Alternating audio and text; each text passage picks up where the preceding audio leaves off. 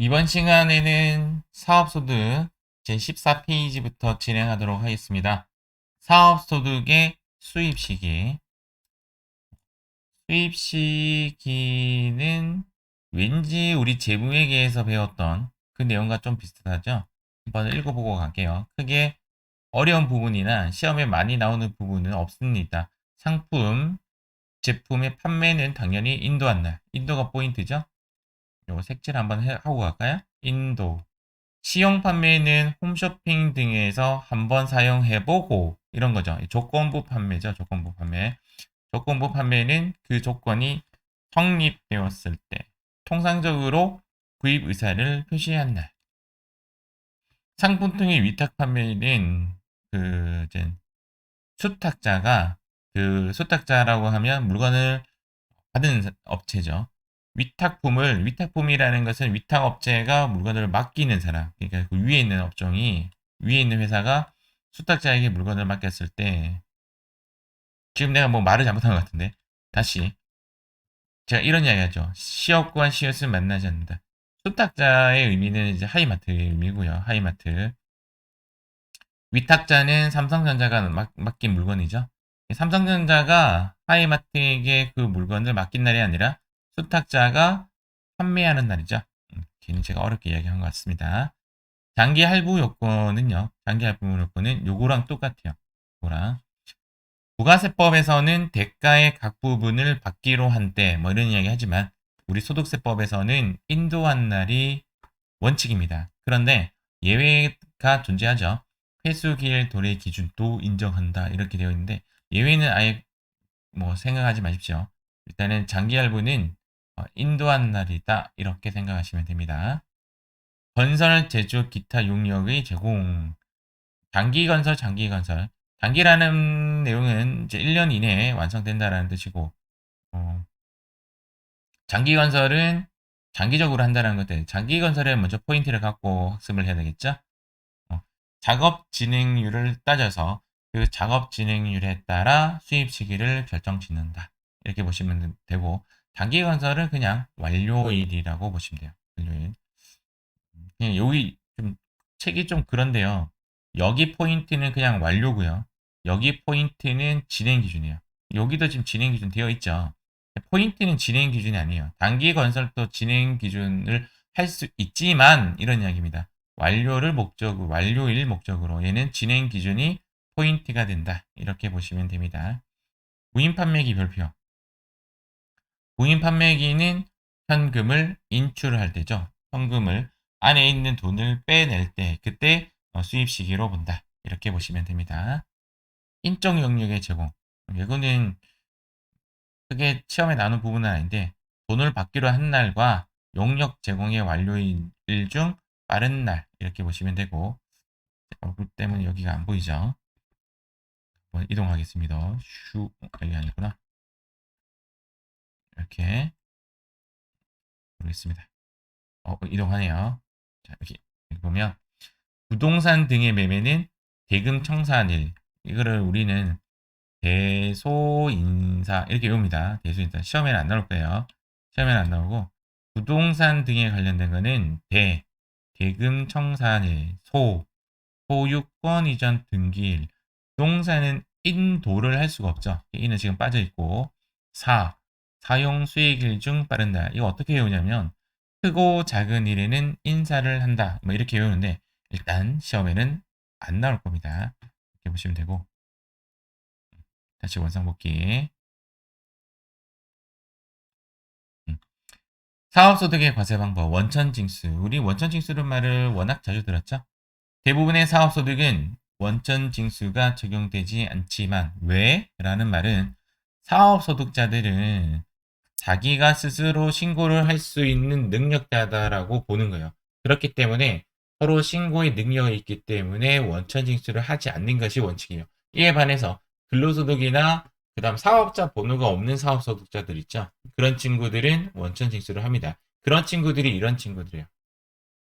의료보건 영역 및 부가가치세 면제 대상 이런 단어까지 다 외울 필요는 없는데 이런 인적 용역과 이렇게 함축적으로 인적 용역은 3% 이렇게 외우시면 되고 봉사료에 관련된 거, 봉사료 수익 금액에 대해서는 5%를 원천 징수한다. 이렇게 보시면 돼요. 여기서 보는 이제 두 개를 구분하자면 하나는 봉사료고요. 하나는 봉사료 외다라고 보시면 돼요. 이 봉사료는 어떤 개념이냐면 예를 들어서 커피숍에 갔더니 커피 서빙을 보시는 분에게 돈을 줘야 되는 경우. 우리나라는 이제 팁 문화가 잘 되어 있지 않지만 외국에는 팁 문화가 잘 되어 있죠. 그런 팁의 형식으로 돈을 주는 것이 어, 그 계산서에 적혀 있습니다. 그래서 사업주가 뭐 커피가 예를 들어서 10,000원이라고 치고 15,000원이라고 치면 10,000원은 사업주가 먹는 거고 5,000원은 그 서빙 보는 사람이 먹는 것이다라고 본다면 그 10,000원에 대해서는 부가세를 붙여요. 그렇지만 5,000원에 대해서는 부가세를 안 붙여요. 왜냐하면 5,000원은 봉사료이기 때문에 봉사료 수입에 관련되어서는 그 사장이 이제 고객한테 돈을 받고 그 돈의 5%를 원천 징수해서 그 다음 봉사 그 서빙 보시는 분께 돈을 지급합니다. 그때 그 5%를 뭐라고 하냐면 원천 징수하는 거고 그 퍼센트는 몇 퍼센트냐면 5%다라고 보시면 돼요. 나머지는 몇 퍼센트? 3%를 적용한다. 이렇게 보시면 됩니다. 여기 페이지가 되게 중요한 페이지인데요. 여러분들 이거 꼭 기억하고 넘어가세요. 시험에 앞서서 보셨겠지만 봉사료는 5% 이렇게 꼭 기억하시고 사업 아예 그냥 인적 용역으로 외우지 마시고 그냥 봉사료 외의 사업소득 이렇게 볼게요. 사업소득은 4 밑에 네모 붙인다고 생각하고 3% 이렇게 같이 암기해 주시면 좋습니다. 자, 다음 페이지. 자, 넘어가죠. 슝. 사업소득의 과세 방법 2. 종합과세. 사업소득은 원천징수 여부와 관련 없이 분리과세 하지 않는 것이 원칙이며 이런 식으로 지금 책에서 이야기하고 있는데 지금 분리과세 생겼어요. 원칙은 분리과세 하지 않는 것이 원칙이지만 이렇게 해서 하세요. 원칙은 분리과세 하지 않는 것이 원칙이지만 주택임대소득 2천만 원에 대해서는 분리과세를 한다. 이렇게 보시면 됩니다. 비과세 소득은 있죠. 결론은 이거예요. 사업소득은 분리과세 한다. 원칙은 분리과세 하지 않는 것이 원칙인데 세법이 바뀌었으니까 이제 분리과세 한다. 이렇게 보시면 됩니다. 분리과세. 총수익금의 헛계획이 2천만 원 이하 이거 별표.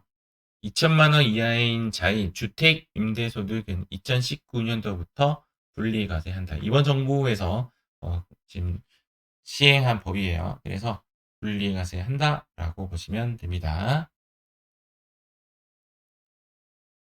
자, 이어나가겠습니다. 요거 꼭 기억하세요. 마지막 정리하겠습니다. 사업소득의 범위 잘 나오지 않는다고 했는데 시험에 나온 적이 있는 것이 뭐냐면 일단 1번 가구내 고용활동 크게 중요한 부분은 아니지만 시험에는 나온 적이 있다. 이렇게 생각하시면 되고 복식부기자의 사업용 유형 고정자산의 양도 기존에 있는 건물과 토지에 대해서는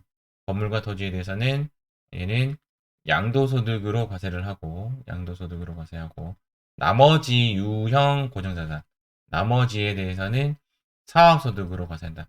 예전에 시험에 이런 문제가 나온 적이 있습니다. 기계 장치를 매각하였다. 세금은 어디로 아니지 다음 중 사업소득이 아닌 것은 해서 그 답이 뭐였냐면 기계장치의 양도였어요. 근데 기계장치 양도가 과거에는 열거되지 않은 소득으로 분류되었기 때문에 과세를 하지 않는다가 정답이 되었는데 지금 그 문제를 본다면 틀린 거예요. 지금은 사업용 유형 고정자산에 관련된 양도는 전부 다 과세한다 이렇게 생각하고 접근하시기 바랍니다. 사업소득의 가장 큰 포지션을 갖고 있는 것이 요거죠. 총수익 금액에 포함되는 거, 포함되지 않는 거. 첫 번째, 매출 삼총사는 제외한다. 얘가 뭐죠? 매출 삼총사가 매출 내누리, 그 다음 매출 환입, 그 다음 매출 할인. 이 세 가지는 매출액에서 직접 제외한다. 꼭 기억하시고. 자, 두 번째, 판매 장려금은 수령액에 포함한답니다. 포함한다. 이에 반대적 성향인 내가 그 판매 장려금을 지급했다면 이야기죠. 지급했다면 필요 경비에 넣을 수 있다. 이렇게 보시면 됩니다. 세 번째, 된이죠. 된. 옛날에 예, 이런 말까지 하면 되지 맞죠? 된. 유행어 중에 있죠. 된 뭐뭐였죠. 된 뭐뭐. 된 꼭 기억하세요. 된만 보니까 글자가 참 익숙하지 않네요. 사업과 관련되지 않은 이 오답입니다. 사업과 관련된 이렇게 가사용으로 가져갔다는 뜻은 집으로 가져갔다는 거죠. 예를 들어서 내가 뭐지? CU를 한다. CU 뭐 하여튼 편의점을 한다. 편의점을 하는데 그냥 편의점 점장이에요. 점장이라고 하죠. 점주라고 하나? 점장인데 지금 판매하고 있는 콜라를 그냥 집에 들고 가버린 거죠. 집에 들어가면 어떻게 된다 이 말이죠. 시가를 매출로 잡고 그 원가를 매입으로 보면 됩니다. 원가를 매입으로 본다. 이렇게 보시면 돼요. 가사용은 시가를 총수익 금액으로 하고 원가를 필요 경비에 산입한다. 이 두 개 꼭 기억하시기 바랍니다. 유형자산 매각 시 장부가액을 필요 경비에 넣는다. 유형자산 매각할 때 매가는 그대로 매가를 잡으시면 되고 그 장부가액은 필요 경비에 넣는다. 정리한 거예요. 아주 중요한 이야기입니다. 다음 페이지. 이것도 아주 자주 나왔던 문제 중에 하나죠. 사업소득의 원천징수 세율은 첫 번째, 인적 용역은 3%, 공사료는 5%꼭 기억하시기 바랍니다. 책에 나오지 않는 중요한 내용. 이 말은 책에는 안 나오는데 시험에 나오더라. 뭐 이런 내용이에요. 첫 번째, 소득세에서 필요경비로 인정받지 못하는 거. 소득세와 법인세를 헷갈리시면 안 돼요. 법인세에서는 사업주의 월급을 필요경비로 잡아줍니다. 당연하죠. 법인은 그 법인이 그 건물, 그 회사가 주인이기 때문에 당연히 사업주는 하나의 종업원으로 봐요. 그런데 소득세에서는 그 사업주 자체가 1사업장이라고 보시면 돼요. 그렇기 때문에 자기가 자기한테 월급 주는 것은 그러면 자기가 자기한테 월급을 주면 총수익 금액에 넣었다가 다시 필요금비로 빠지는 거잖아요. 그렇죠? 총수익 금액 잡았다가 필요금비 잡는 거죠. 그러니까 얘는 수익으로도 보지도 않고 경비로도 보지 않습니다. 이것 때문에 우리가 이것도 헷갈릴 수가 있어요. 사업주 가족의 월급은 경비 인정을 받을 수가 있습니다. 사업주 가족은 괜찮고요. 가족은 종업원으로 보게 되는 거니까 당연히 인정받는 거고 사업주 본인의 월급은 총수익 금액으로도 인정되지 않고 필요 경비로도 인정되지 않습니다. 법인은 아까 금방 말씀드렸죠. 법인은 사업주의 월급은 경비 인정을 받는다. 사업주의 건강보험은 경비로 인정받는다. 사업주의 건강보험은 경비로 인정받습니다. 월급만 인정받지 못하는 거예요. 사업주의 국민연금은 소득공제로 처리를 하게 되는 겁니다. 근데 지금 이 말과 이 말에 대해서 지금 현재 여러분들은 정확하게 캐치를 못 해낼 수가 있어요. 그림상 말로만 떠들어 볼게요. 총수익 금액 마이너스 필요 경비는 사업소득 금액 이렇게 이야기해요. 지금 얘가 여기 뭐 적었냐면 필요 경비는 사업소득 금액 빼기 뭐 하냐면 종합소득 공제를 합니다. 이 종합소득 공제 지금 현재 그림상으로 사업주의 건강보험은 여기서 빠지는 거고요. 국민연금은 여기서 빠져요. 그러니까 빠지는 위치가 달라요. 빠지는 위치가. 국민연금은 소득공제로 인정을 받는 거고 건강보험은 필요경비로 인정받아요. 이게 과연 시험에 나오느냐 하는데 과거 세무회계 상급 이런 문제에서는 나온 적이 있는 걸로 기억을 해요. 근데 일단은 좀 구분을 했고요. 소득세와 지방소득세는 세금과 공과로 처리를 하지 않습니다.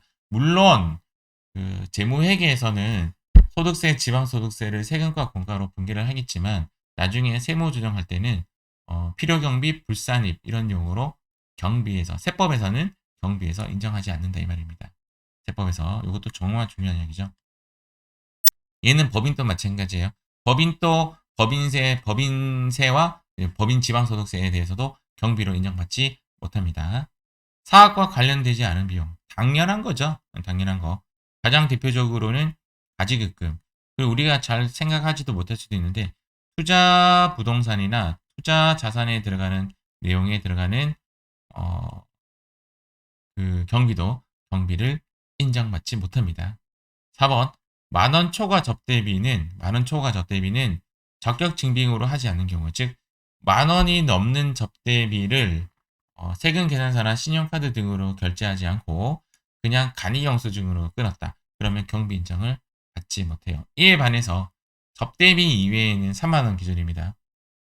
접대비 외에는 기준점이 뭐냐면 3만원이 기준점이 되는데, 그것은 3만원이 넘는 경우에 대해서는 적격 증빙으로 해야 한다 이렇게 되어 있지만, 혹시 적격 증빙으로 하지 않으면 가산세 2% 내고 경비 인정은 받을 수 있다 이렇게 되어 있습니다. 이때 가산세가 뭐냐면 적격 증명서류 미수치 가산세, 이 용어가 그럴 겁니다. 용어가 조금 헷갈리는데, 적격 증빙서류 미수치 가산세 2% 내고 경비 인정을 받고, 접대비는 만원이 넘는 부분에 대해서는 가산세를 내지 않고 경비 인정도 못 받고, 그렇게 되는 겁니다. 책에 나오지 않는 중요한 내용. 여러분들이 만약에 회사에서 접대비인데 내가 적격 증빙을 갖추지 못했다, 그럼 경비 인정 못 받는다고 보시면 돼요. 이해하셨죠? 가산세와 가산금. 우리 부가세 배울 때 뭐 배웠죠? 신고 불성실 가산세. 요번에는 납부 불성실로 이름이 바뀌었죠. 납부 지연 가산세, 뭐 이런 등등. 또는 종이세금 계산서 발급 가산세. 가산세. 가산세는 일단 인정을 받지 못합니다. 가산금은 사실은 조금 어감상의 가산금은 이제 연체가 가산금이잖아요. 연체. 그러니까 가산금은 이제 이것이 금액에 플러스 조금 더 하는, 얘가 이제 가산금의 개념인데, 사전적 의미는 이제 그런 식으로 나갈 건데, 세법에서는 가산세나 가산금이나 비슷하다고 봐요. 그래서 그냥 안 된다라고 보시면 됩니다. 가산세와 가산금은 필요 경비를 인정받지 못한다. 내용은 없지만 비교해가지고 연체료는 인정받습니다. 연체료. 건강보험을 늦게 내었다. 이는 연체료가 붙었다. 경비 인정. 그렇게 보시면 돼요. 연체료는 인정을 받지만 가산세와 가산금은 인정받지 못합니다. 이렇게 보시면 돼요. 기출문제 한번 보도록 하겠습니다. 소득세법상 사업소득의 필요경비로 인정받지 못하는 것은, 이게 실질적으로 나왔던 문제인데 금방 제가 앞선 페이지에서 설명해 드렸던 부분이죠. 그러니까 이 부분이 책에는 나오지 않지만 중요한 부분이다 이렇게 보는 거죠. 직원에게 지급한 급여 경비 인정받습니다. 산재보험료 경비 인정받습니다. 소득세, 개인지방소득세는 경비 인정받지 못하는 놈으로 아까 나왔었죠. 맞죠? 정답은 4번. 사업용 소모품 경비 당연히 되죠. 되는 겁니다. 자, 2번 문제. 잠시만요. 2번. 자, 소득세법상 사업소득의 필요경비로 인정받지 못하는 것. 똑같은 문제 또 나왔죠. 사업용 자산의 수선비로 필요경비 처리하면 되고, 사업 사용자 부담의 건강보험료 필요경비로 인정받게 되고, 사업용 고정자산의 감가상각비 필요경비로 인정받게 되겠죠. 정답은 3번. 업무 무관 비용은 당연히. 근데 이것은 누가 틀리겠어요? 네, 만약에 예를 들어서 4번, 5번 해볼게요. 여기에 국민연금 등 이렇게 국민연금이라고 나오면 얘도 필요경비가 아니에요. 아까 말씀드렸지만 그렇죠. 어, 소득공제용으로 처리가 되는 겁니다. 이거랑 이거는 다른 이야기예요. 다음 문제. 정답 3번. 다음 중 소득세법상 사업소득을 계산할 때 필요경비에 산입되는 것은, 소득세와 집소득, 예전에는 이런 말을 썼어요. 소득할 이런 말 썼는데 요즘에는 이런 용어 안 써요. 소득세와 지방소득세는 경비로 인정받지 못한다라고 했죠. 가산세와 가산금, 필요경비로 인정받지 못한다 했죠. 국민건강보험법에 의하여 사용자라는 말은 뭐냐면 회사예요. 회사로서 부담하는 보험료. 우리는 얘를 뭐라고 하죠? 회사 부담분이라는 용어로 쓰죠. 회사 부담분에 대해서는 필요경비로 인정받을 수 있다. 동그라미. 4번. 부가가치세 매입세. 우리 부가세 매입세를 뭐라고 하죠? 부가세 대급금이라고 하죠. 부가세 대급금은 경비가 아니라 뭐죠? 자산이죠. 자산. 자산이기 때문에 당연히 필요 경비가 아닙니다. 얘는 아니다. 정답은 3번이 정답이 됩니다.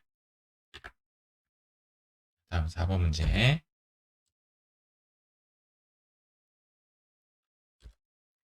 소득세법상 사업소득과 관련된 다음 설명 중 적절하지 않은 것은 사업용 고정자산의 양도로 인하여 발생한 양도 차익은 총수익 금액에 포함하지 않는다. 예전 문제 기준대로라고 하면 얘는 맞는 말이에요. 예전 문제대로라고 하면 얘는 맞는 말이에요. 그런데 지금 현재 문제로라고 하면 얘는 틀린 말이에요. 왜냐하면 지금은 사업소득으로 과세한다라고 나왔죠. 제가 반지를 끼고 있는데 여기 딱 치면서 여러분들 깜짝 놀랐겠어요.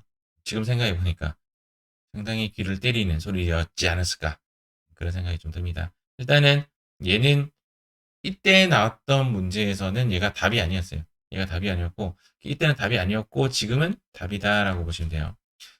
사업소득에 대해서도 원천징수하는 경우가 있죠. 봉사료 몇 퍼센트였죠? 봉사료 5%, 나머지 봉사료에 포함되지 않는 서양 사업소득. 아까 책에는 인적 용역이라고 했지만 몇 퍼센트? 3%를 원천 징수한다라고 생각하시면 되겠습니다. 뭐야? 그럼 정답. 있죠. 맞는 거죠. 맞는 거. 사업소득의 2월 결손금은 해당 당해 연도의 다른 종합소득 공제에서 공제될 수 있죠. 맞죠? 그것을 뭐라고 했죠? 제가 결손금 처리 순서. 한번 엎어볼까요? 기억 한번 해볼까요? 결손금 처리 순서. 어떻게 되죠? 4, 근, 연기, 2배. 그리고 2월 결손금이 세법이 바뀌었다고 했죠? 몇 년 동안 2월이 가능하다? 그렇죠. 15년 동안 2월이 가능하다. 과거에는 10년이었어요. 과거 문제 조심하게 푸시기 바랍니다. 4번. 사업소득에서 발생한 은행 예금에 대한 이자 수익은 우리가 사업을 하다 보면 돈을 통장에 막 꼽아 놓잖아요. 그때 발생한 이자 소득은 사업소득으로 과세하는 것이 아니라 이자 소득으로 과세합니다. 그래서 우리가 이제 배웠을 때는 법인은 이제 사업소득으로 법인은 법인세 내는 근원이 되지만 법인이 아닌 개인의 입장에서는 이자 소득을 영업의 수익으로 잡았다면 그렇죠. 총 수익금액 불산입에서 빼버려야 돼요. 왜요? 이자 소득이니까.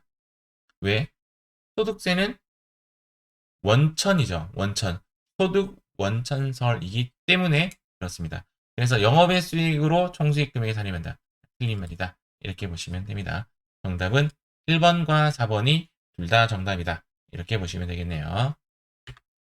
실제적으로 이때의 답은 4번이었어요. 4번이었는데 제가 지금 1번 또 추가시켜놨다. 그렇게 보시면 됩니다. 자, 5번. 다음은 소득세법상 결손금과 2월 결손금에 관한 내용이다. 옳지 않은 것은 소득금액의 추계시, 이제 추계라는 말은 뭐냐면 추측해서 계산하는 거. 추측해서 계산한다. 추계 계산의 가장 대표적인 것이 단순 경비효 신고. 이런 게 있다 정도는 알고 넘어가세요. 또 하나는 기준 경비효 신고가 있습니다. 내용상 이제 어떤 내용이냐면 여러분들이 이제 우리가 사실은 수업 시간에 이런 이야기를 좀 해야 되는데 사업소득 우리가 계산할 때는 적격 증빙 서류에 의해서 세금 계산서나 현금 영수증이 있어야 필요 경비로 잡힌다 이렇게 알고 있는데 실제적인 신고 방법에는 추측해서 계산하는 방법이 있습니다. 추계 계산이라고 해요. 추계 단순율, 추계 기준율. 그러니까 간편장부 대상자가 추계 단순율로 신고하는 경우가 있어요. 한 번씩 봤을 건데 추계 단순율로 신고하는 사람들은 영수증 자체가 필요가 없어요. 영수증 자체가 필요 없기 때문에 자기가 아무리 증빙 서류를 많이 챙겼다 하더라도 내가 만약에 단순 경비일로 신고한다라고 하면 그냥 그 경비가 정해져서 나오는 거죠. 그런 경우를 이야기하는 거예요. 그런 경우에는 원칙적으로 2월 결손금을 공제할 수 없습니다. 그러면 예외적으로는 공제할 수 있다라는 건데 어떤 경우가 예외냐면 현재 지변에 의해서 장부가 소실되거나 멸실된 경우에는 2월 결손금을 공제할 수 있다라는 예외는 있어요. 일단은 맞는 말이고요. 사업소득의 결손금은 5년이 아니라 지금 몇 년이죠? 얘가 15년으로 답이 바뀌었죠? 바뀌었어요. 정답은 2번입니다. 나머지 마무리해 볼게요. 결손금은 소득세법상 사업소득, 양도소득에 대해서 인정된다.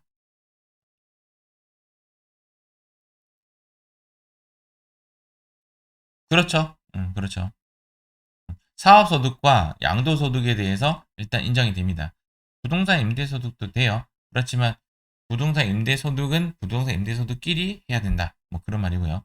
틀린 말은 아니죠. 중소기업의 경우에는 소국공제가 가능하다.